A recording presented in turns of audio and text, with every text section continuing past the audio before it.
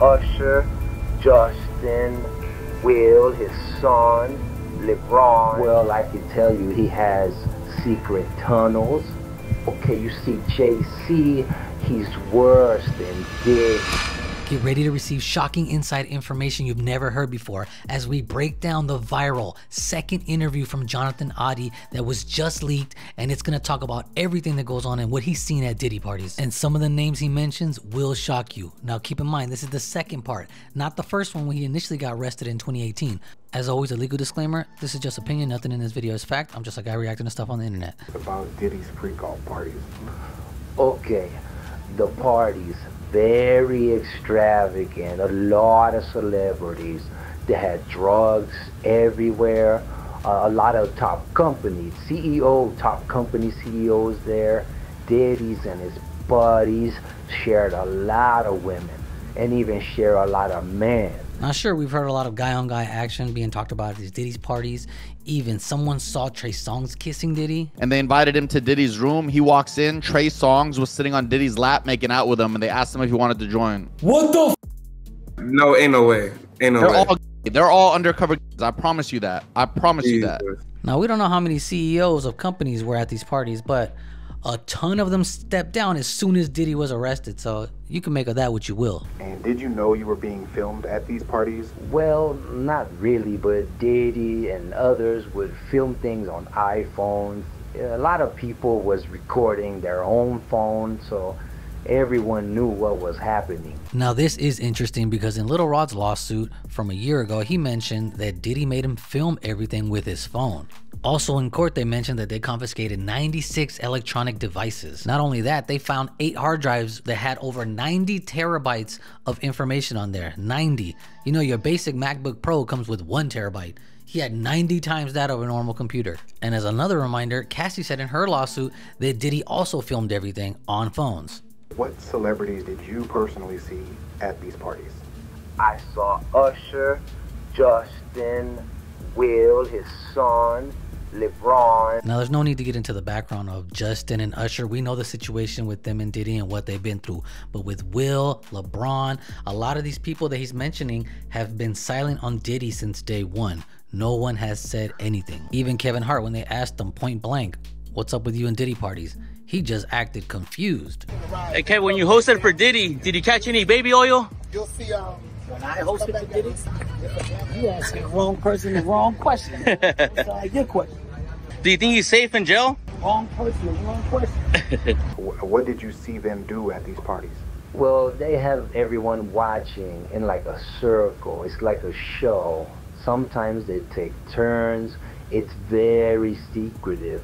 You know, Diddy only bring in certain people. You have to pass a test. We know that Diddy only let certain people stay for the after party, and we know that because the baby told us that himself. He had put majority of the people out, but he allowed me to stay in there. Maybe about 15 others. Jay-Z and Beyonce being 2 of the other 15. Now there's not a lot of information on this guy, but I did check his court records, and he's still in jail waiting to go to trial for this original arrest back in 2018. It's been 6 years, and he hasn't even made a plea yet. And something weird's going on because there's been over 300 subpoenas in his trial for random different people, and there's no updates on what's going on with this guy's case. But aside from that, I found that he could be right about Diddy paying him off for giving him an STD when he sued him. He did purchase multiple properties in cash way back when, so it could be right that he did get a lot of money at one time and he spent it. Well, Diddy is like your best friend, you know. He like power, want to have power over you. Any celebrity or rapper, he brings them in, he takes them out to party, give them extravagant gifts. He told me one time he gave French Montana $1 million for no reason. I mean, he called you like his guardian angel and stuff like that. No, but he was my dog. He was my dog. I mean, we was doing a lot of business together. He's like a hot commodity. He's being humble. And he's a special artist, and he's like my best friend, so I'm gonna always speak love about him. Happy birthday to you. Thank you. This is a special birthday for both of us. Yeah. Now, Diddy and French Montana's relationship is really strange because Diddy actually signed him and gave him a deal and gave him all this money. And on top of that, gave him his own flavor of Ciroc French vanilla, gave him $1 million. And you know who hates them two together? 50 Cent. that you haven't heard a song with him by himself that's relevant.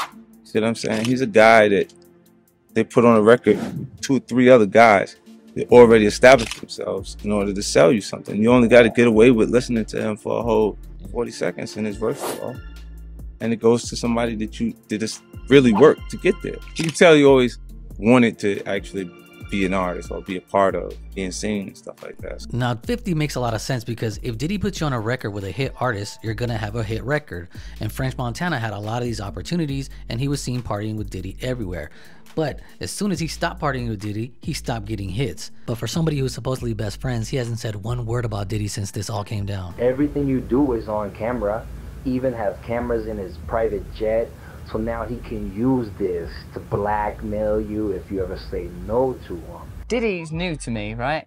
He looked after me. He took me on an enforced holiday to Vegas. Say that you don't want to do something and Diddy does want you to do it. It's really hard to not do that thing. Hey, yo, what's up, y'all? We are on the plane right now. What happens in Vegas stays in Vegas. Very, very, very, very dear friend of mine. We go way back. We're going out on like a date. If you go to Vegas for 48 hours, somebody doesn't go to the hospital, then it wasn't a success. Wasn't a success. So I have a feeling that a lot of people were in Russell Brand's position on a jet with Diddy, where they couldn't say no to whatever he offered you. He likes to buy you clothes that match. He likes control. It's why he make the white parties. He likes to have everyone do what he says. Now this is something I never thought about, but when you go back and do the research, it kind of makes sense. I mean, this could all be coincidence, but you got a bunch with Meek Mill, Mace from back in the day. A lot of people that work with him seem to wear a lot. French Montana. It's a group of people. I got uncomfortable with him because the way he was asking to try and get me to hang out with him was like, yo, I'll take you shopping. Like, and I'm like, what you mean? Like, that's something you say to a woman you're attracted to, maybe. So with some type of power trip? Exactly. He likes to put the men he wants to control in a headlock, you know, like UFC fighters. I didn't really know what he was talking about when he says this, but when I got all these pictures that I'm showing you right now on the screen, it does kind of make sense, because why is there so many situations where he's putting people in headlocks? It's part of his way to embarrass you, basically. All right, and then what? And then if you do what he says, you become famous and rich. But if you deny him, then you see how fast your career becomes invisible. Now this does make a little bit of sense, because when people are hanging out partying with Diddy's, their careers are at all-time highs, and then later you don't see them together at all, and you don't really hear a song from any of these people on the charts. Participate at these parties. I went to Miami and I went to LA. All right, tell us about what you saw at Mr. Combs' parties in LA. Well, I can tell you he has secret tunnels, secret party rooms. That's where the Illuminati go to meet. They watch him, they bring in people for the humiliation rituals on new celebrities. Now this does sound wild, but other rappers have talked about humiliation rituals. Well, that's how they get you to sign into bad deals and control you for your entire career. In order for that artist to be in position to even mislead the people, this is the hazing aspect of it. So when you look at colleges, you look at fraternities, you have to be hazed in order to get to pledge, to be a pledge. That's a fact. In order to climb the ladder in the music industry, you have to be hazed. So these artists, they're getting fucked in the ass because that's their ritual. That's their rite of passage to get to the next level. They can't do nothing because the record labels, the execs, they date these artists. They have drug them and videotape this shit. Now I did find some information saying that Diddy's house led to underground tunnels to different places and even to the Playboy Mansion, but there's no actual proof of this. While I was down there, there was something that happened. I don't even know what to call it. I was taken from one room to another, and then from there, someone left me there. I was with the friend that I came in with, who was freaking out. The lower you go, the harder it is to get out. No one knows where the doors are. No one knows where the exits are. No one knows where some of these tunnels lead to. Like underground tunnels? Yes, exactly. Underground tunnels. But you can't just go in. You need to have a code. You need a code to open the doors. Okay, and who have you seen go into these tunnels? I saw Will Smith with his son. Now that is wild, because you've heard Jaguar Wright and Will's old personal assistant make comments about things that Will's son's been through, and we don't exactly know what he was talking about, but they reference it. You know, see, nobody ever asked why Jaden left that house so young.